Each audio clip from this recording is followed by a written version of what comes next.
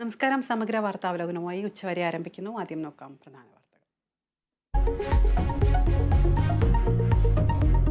അധ്യാപകന്റെ കൈവെട്ടിയ കേസിൽ ഒന്നാം പ്രതി പിടിയിൽ. പോപ്പുലർ ഫ്രണ്ട് പ്രവർത്തകൻ സവാദിനെ NIA പിടികൂടിയത് കണ്ണൂരിൽ നിന്ന്. പ്രതി ഒളിവിൽ കഴിഞ്ഞത് 13 വർഷം. പ്രതിയെ കൊച്ചി NIA കോടതിയിൽ ഹാജരാക്കും. നിയമസഭാ സമ്മേളനം ഈ മാസം 25 മുതൽ. ആദ്യ ദിനം ഗവർണറുടെ നയപ്രഖ്യാപന പ്രസംഗം. ബജറ്റ് ഫെബ്രുവരി 2-നെന്ന സൂചന.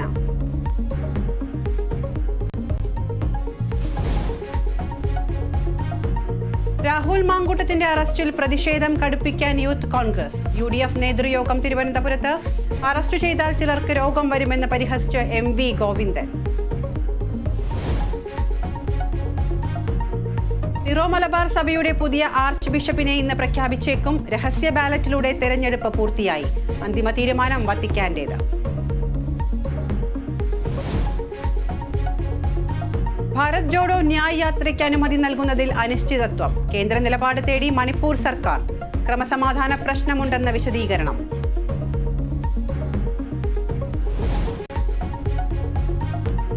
ശതാഭിഷേക നിറവിൽ ഗാനഗന്ധർവൻ KJ യേശുദാസ്. മഹാഗായകന് 84-ാം പിറന്നാൾ.